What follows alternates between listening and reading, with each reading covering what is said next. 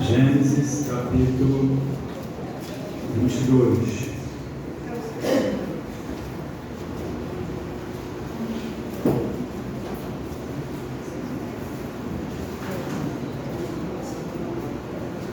Depois dessas coisas, pôs Deus Abraão à prova. Ele disse: Abraão. Este lhe respondeu: Eis-me aqui.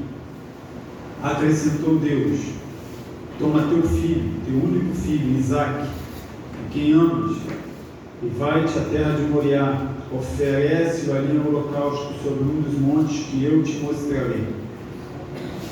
Levantou-se, pois, Abraão de madrugada, e tendo preparado o seu jumento, tomou consigo 2 dos seus servos e a Isaque, seu filho. Rachou lenha para o holocausto e foi para o lugar que Deus lhe havia indicado. Ao terceiro dia, erguendo Abraão os olhos, viu o lugar de longe. Então disse a seus servos: Esperai aqui com o jumento. Eu e o rapaz iremos até lá, e havendo adorado, voltaremos para junto de vós. Tomou Abraão a lenha do holocausto e a colocou sobre Isaque, seu filho. Ele, porém, levava nas mãos o fogo e o cutelo. Assim caminhavam ambos juntos. Isaque disse a Abraão, seu pai: Meu pai. Respondeu Abraão: Eis-me aqui, meu filho. Perguntou Isaque: Eis o fogo e a lenha, mas onde está o cordeiro para o holocausto? Respondeu Abraão: Deus proverá para si, meu filho, o cordeiro para o holocausto. E seguiam ambos juntos. Senhor, nós te agradecemos pela tua palavra, pela oração, pela falar dessa história um tanto quanto conhecida. Queria pensar rapidamente sobre alguns pontos importantes anteriores a esse. Você há de recordar comigo que no capítulo 12 de Gênesis, Deus fala com Abraão, se revela a Abraão e o chama para uma missão, para que ele deixasse a sua terra, a sua parentela, a casa dos seus pais e fosse a um local que Deus lhe mostraria e que faria dele uma grande e poderosa nação, que as famílias da terra seriam abençoadas através dele. Ele aceita esse desafio, ele sai e a partir daí começa toda essa obra transformadora de Deus na vida e através de Abraão. Tem alguns outros pontos aqui também pertinentes que podemos observar nos capítulos anteriores ao texto propriamente dito. Você vai observar aí na questão de Deus a abençoar a Abraão, lhe prometendo ali um filho. Aquele que faz a promessa é fiel para cumprir. No capítulo 15, Deus fala também com Sara mais à frente. Logo depois, Deus também ouve a intercessão de Abraão pelo seu sobrinho Ló em relação à questão de Sodoma e Gomorra, e você sabe aí o resultado. Na sequência, Deus se revela a eles, exatamente nessa questão ainda do nascimento de Isaque. No capítulo 21, propriamente dito, percebemos aqui o nascimento dessa criança, que foi um ato certamente milagroso de Deus, visto que ambos, Abraão quanto Sara, já eram avançados em idade, né? Então Sara, ao gerar essa criança, já tinha seus 90 anos e Abraão 100 anos, então sendo pai. Era algo, para a nossa época, um tanto quanto já sobrenatural, que dirá naquela época. Mas Deus é o Deus de sobrenatural, né? Então, irmãos, o que podemos observar nos textos anteriores e nesse texto propriamente dito, é que Deus é um Deus abençoador. Deus é um Deus presente na vida daqueles a qual Ele chama. Se Ele chamou você, Ele não te abandona. Ele está contigo na jornada. Agora também, o Deus a qual servimos, Ele não é apenas um Deus que abençoa, Ele também é um Deus que prova aqueles que Ele quer abençoar. Logo no texto a qual nós lemos, já nos 2 primeiros versos, Deus põe Abraão à prova e Ele fala a Abraão para que ele pegue seu filho, o filho a qual Deus lhe havia dado. E ele faz menção ainda no texto de declarar teu único filho. E não apenas o único filho, a quem amas, para que ele então pudesse oferecê-lo em holocaustos, no local, no monte onde Deus lhe mostraria. E a primeira lição que nós podemos tirar nessa noite é que Deus submeteu a esse homem,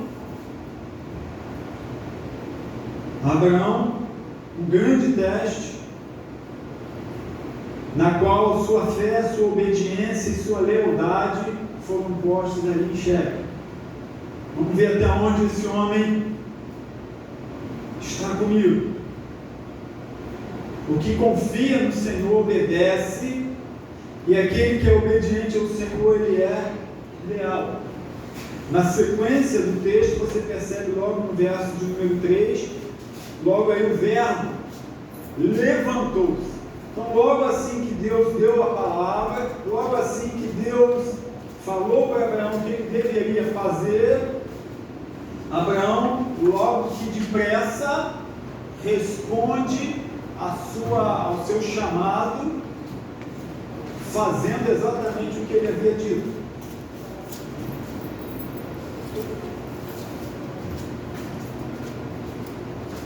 Pega tudo que era necessário, e aí no final do verso 3 diz que foi para o lugar que Deus lhe havia indicado. Ou seja, não basta ouvir, é necessário fazer a vontade de Deus. Você quer ter uma vida abençoada, uma família abençoada, você quer ter grandes vitórias em sua vida, não basta ouvir, é necessário obedecer a voz de Deus. Logo assim que ele contempla o lugar, no verso 4, chegamos aí ao verso de número 5, quando ele declara os seus servos. Então havia uma comitiva, havia ali outras pessoas, juntamente com Abraão e Isaac, até que chega a um determinado ponto dessa jornada, em que Abraão dá uma ordem: esperem aqui, fiquem aí com o jumento, vocês aguardem, porque eu e o rapaz iremos até lá, e havendo adorado, voltaremos para junto de vós. Irmãos, às vezes nos esquecemos, diante de tantas coisas que ocorrem em nossa vida, em um mundo tão veloz, os dias passando velozmente, as coisas acontecendo muito rapidamente, que acabamos muitas das vezes nem computando aquilo que Deus tem feito em nossas vidas. Porque você acaba de receber uma bênção, já tem outra coisa para resolver, já tem outra coisa para fazer, e aí já pede de novo, fica aquela coisa quase que sequencial. Eu resolvi uma coisa, consegui resolver aquela enfermidade, mas agora tem a questão do emprego, resolvi o emprego, mas agora tem a questão da família, e vai por aí afora. E acaba que não paramos para ouvir o que Deus tem para fazer em nós e através de nós. Abraão parou tudo. Era um homem abençoado em todos os sentidos. Tinha riquezas, tinha bens, tinha uma família abençoada, Deus operou um milagre. Era um homem que tinha uma intimidade com Deus a ponto de interceder por Ló, conforme citamos aqui. A cidade até foi destruída, mas Deus poupou Ló, suas duas filhas, e até pouparia a cidade, porque na oração, e você conhece muito bem, quando Abraão intercede pelo seu sobrinho, ele declara: Senhor, se houver 10 justos, ele chegou a 10 justos, naquela terra o Senhor vai destruir a terra. E o Senhor havia dito que não destruiria a terra, ele pouparia a terra por causa de 10 justos. Destruiu porque não havia nem 5, só saíram 3 eleitos. Nem a família toda de Ló conseguiu sair.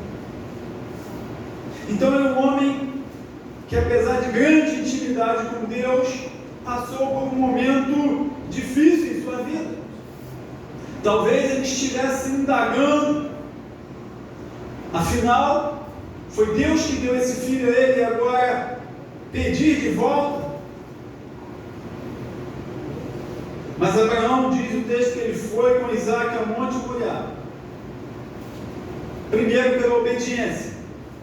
Segundo, com uma certeza de que retornaria com o seu Isaac, de que retornaria com o seu filho.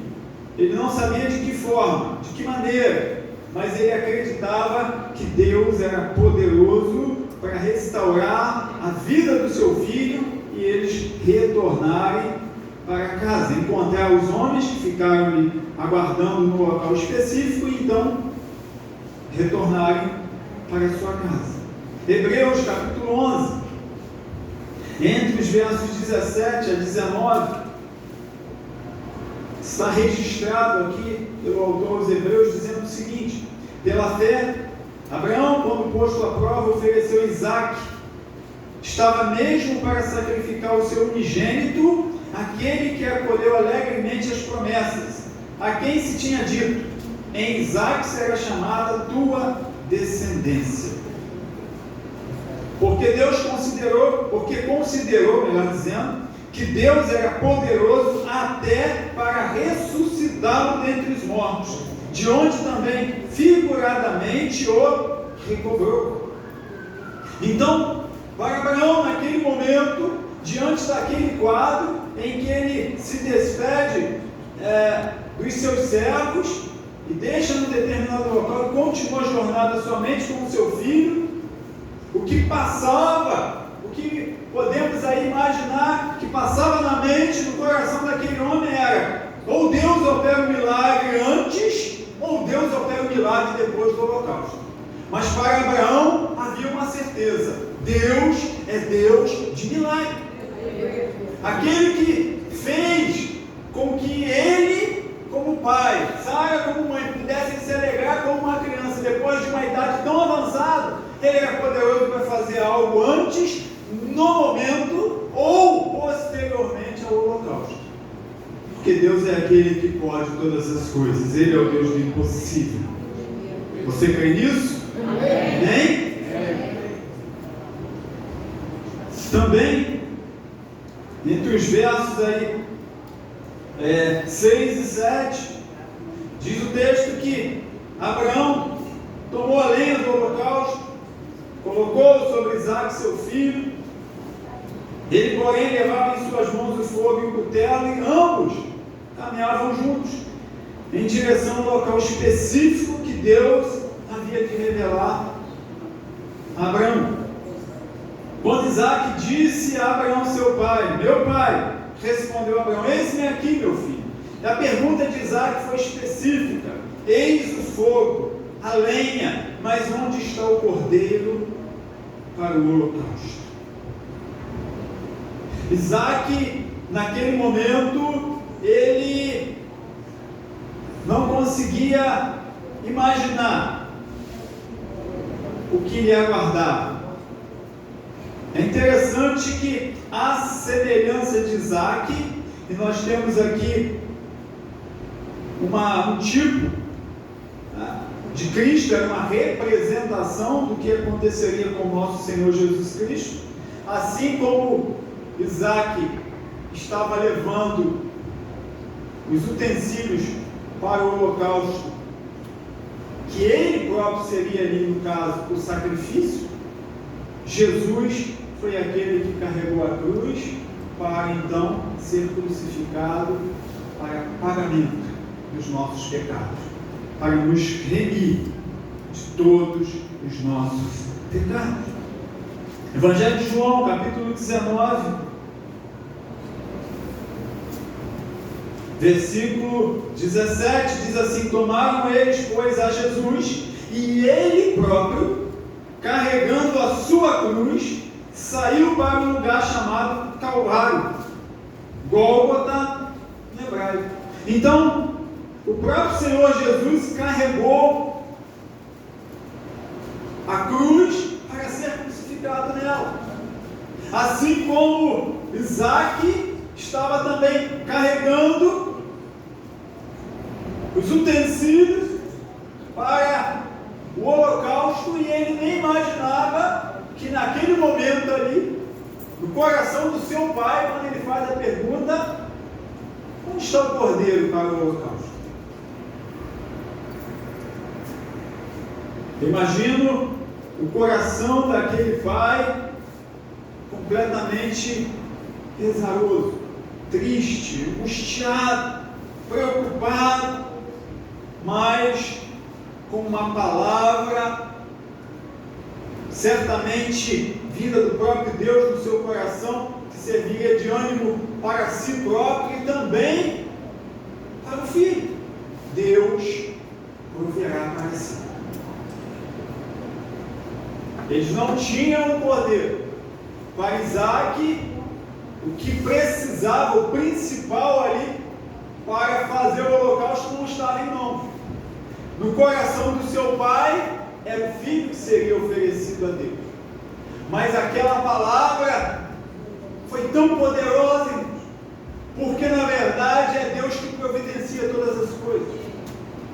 É Ele quem nos dá a vida, e é Ele quem preserva a vida. É Ele quem dá a família e que sustenta a família. É Ele quem te dá a saúde, os recursos, a força para trabalhar. É Ele quem nos sustenta com todas as coisas. E quando a nossa história nessa terra se finda, Ele é quem nos dá a oportunidade e o privilégio de podermos acessar a sua presença para todo sempre. Porque sem Jesus Cristo ninguém pode estar na presença do Pai. Só através do Senhor. É Ele que providencia todas as coisas, irmãos. E o que podemos perceber então nesse versículo de número 8, quando ele fala: respondeu Abraão, Deus proverá para si, meu filho, o cordeiro para o holocausto. É Deus que provê o cordeiro. Ou seja, é Ele que na verdade apresenta o sacrifício substitutivo. Para Abraão, ficava naquele momento a preocupação, ficava naquele momento o desafio de saber que, se Deus não operasse um milagre ali até o momento, ele teria que sacrificar o seu único filho para cumprir a sua fidelidade a esse Deus que tudo lhe havia dado.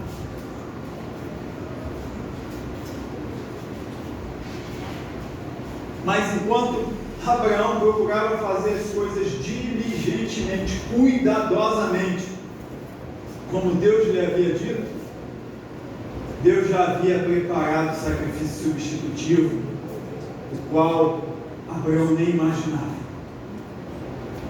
Às vezes pensamos que nós temos que fazer coisas grandes para Deus, quando na verdade é Ele que faz todas as coisas por nós. Naquele momento, havia uma ordem de Deus para Abraão, para ele entregar o seu filho, Isaac. Mas na verdade, quem entregaria o seu Isaac por amor da minha vida, da sua vida e dessa humanidade, era o próprio Deus, entregando o seu único filho, o seu amado filho, Jesus Cristo. Aquele que veio a este mundo em carne, aquele que cumpriu todas as coisas segundo as Escrituras e que foi entregue pelos nossos pecados naquela cruz. Assim como o próprio João Batista, no Evangelho de João, no capítulo 1, versículo 29, ele declara: eis o Cordeiro de Deus que tira o pecado do mundo. Quando João Batista estava ali fazendo o seu trabalho, cumprindo o seu ministério, juntamente aos seus discípulos, quando Jesus aparece, ele olha para Jesus e fala: esse ali, quem eu tenho dito a vocês, ele é o Cordeiro de Deus, ele é o precioso de Deus, ele é o valioso de Deus, ele é o melhor de Deus para essa terra, ele é o melhor de Deus para a sua casa, ele é o melhor de Deus para a sua vida, ele é o melhor de Deus para essa raça. Jesus Cristo, ele é o nosso Salvador, ele é o nosso Redentor, é ele que tira o pecado do mundo. Glória a Deus. Ninguém supera Deus, não dá. Não há coisa melhor que possamos receber do que o amor de Deus. E mesmo num momento tão difícil quanto aquele para Abraão, ali estava também inserido o amor de Deus.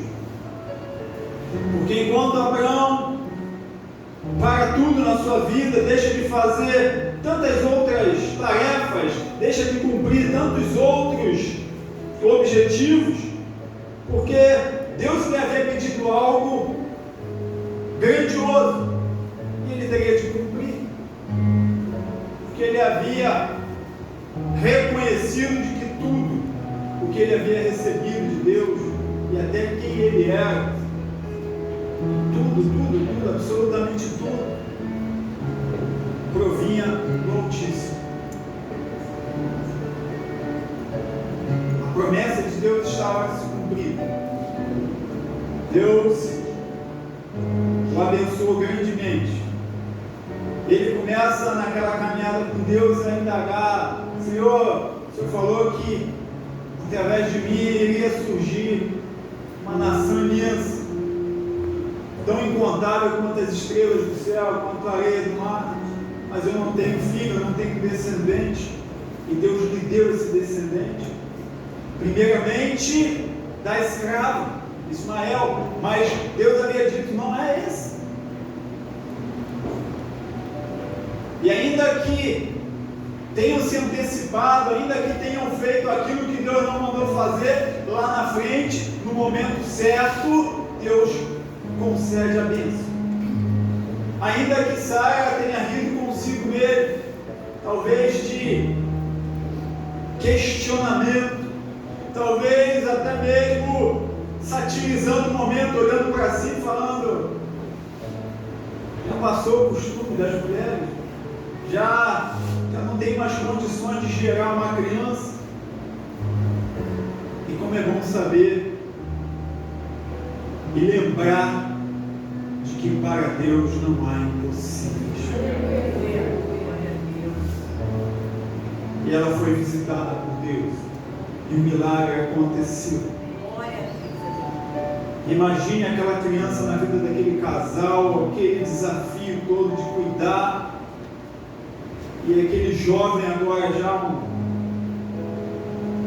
entre adolescente e jovem, agora sendo levado pelo seu pai a um local o qual provavelmente por muitas vezes ele já havia vivenciado, visto, sendo que o pai levava consigo os utensílios, mas também o cordeiro para o holocausto.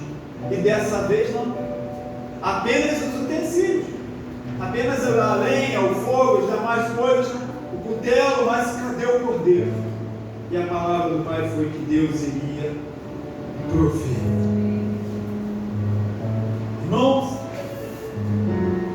o que podemos observar então é que através desse texto, quando Deus observa a partir dos versos seguintes, que já havia então no altar, verso 9, no qual ele dispôs a lenha, já havia amarrado Isaac, seu filho, seu único filho, o deitou no altar em cima da lenha.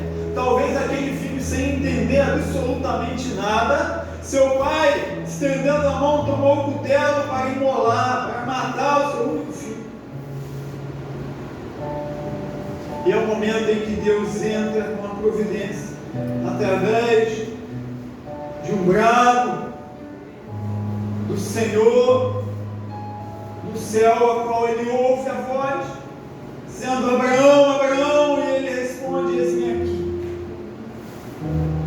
Então ele disse: não estenda a mão sobre o rapaz, e nada lhe faças, porque agora sei que temes a Deus, porquanto não me negaste o filho, o teu único filho.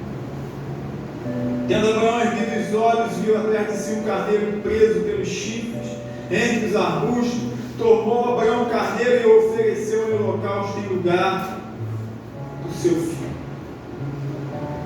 O que percebemos ali é que Deus levou o seu servo até o limite, para mostrar para ele que Deus era com ele. Aleluia. Às vezes, eu e você estamos passando por situações, mas ainda não chegamos ao nosso limite. E Deus quer fazer com que eu e você possamos ir um pouco mais além. Falta-nos fidelidade, comprometimento, obediência. Porque aquele que nos faz a promessa é fiel para cumprir. Ele foi até o seu limite. É para sacrificar, então eu vou. E quando ele já havia preparado tudo, que tomou o cutelo para sacrificar, Deus deu basta. Não. E o mais lindo dessa história é que Deus olha para o homem e reconhece ali alguém temente, fiel a ele, mas era como se Deus estivesse respondendo para Abraão: não é você que vai sacrificar o seu Isaac por mim. Sou eu que vou sacrificar o meu filho por vocês.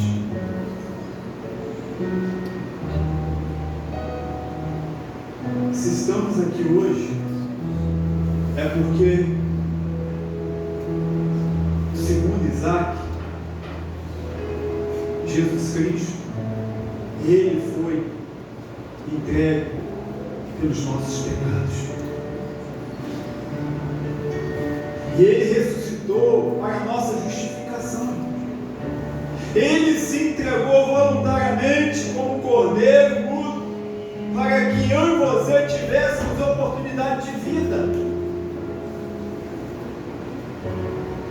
E por conta disso, hoje nós temos uma esperança. E essa esperança é real. E essa esperança é viva, porque servimos a um Deus que vivo está, amém? Ele morreu, ele entregou a sua vida naquela cruz, mas ao terceiro dia ele ressuscitou. Isaías no capítulo 55, versículos 4 e 5, o profeta declara a seguinte expressão: certamente ele tomou sobre si as nossas enfermidades e as nossas dores, levou sobre si, e nós o reputávamos por aflito, ferido de Deus e oprimido. Mas ele foi trespassado pelas nossas transgressões e moído pelas nossas iniquidades. O castigo que nos traz a paz estava sobre ele, e por suas pisaduras fomos sarados. A troca é injusta. O que nos traz paz foi o castigo que ele sofreu. Para que eu e você tenhamos paz, Jesus foi castigado. Através das suas pisaduras, das suas dores, dos males em que ele sofreu ali no Calvário, nós fomos sarados, curados. E aí, diante desse quadro, desse texto tão conhecido, o que me faz pensar com você nessa noite de culto é: mais do que buscar a sua bênção, buscar a sua vitória, que é algo que todos nós temos aí um grande brado para dar, uma grande disposição para declarar. Mas a pergunta, dentro desse contexto dessa noite, é: o que eu e você temos para oferecer a Deus?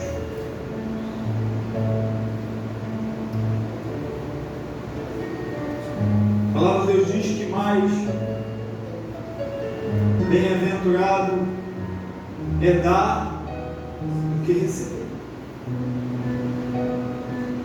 Jesus, ele não veio para ser servido, ele veio para servir e dar a sua vida em resgate por nós.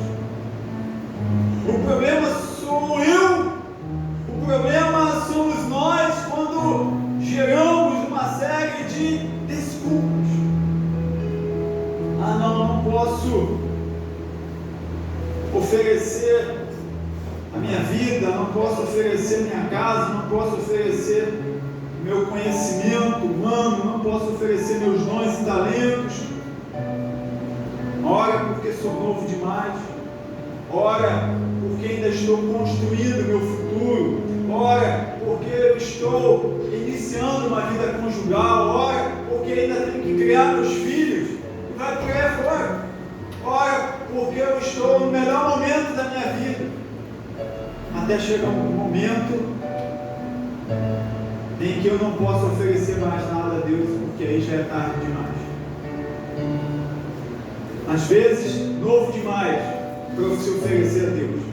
Às vezes, ocupado demais para se entregar a Deus. Em alguns momentos, para nossa tristeza, tarde demais para se entregar a Deus.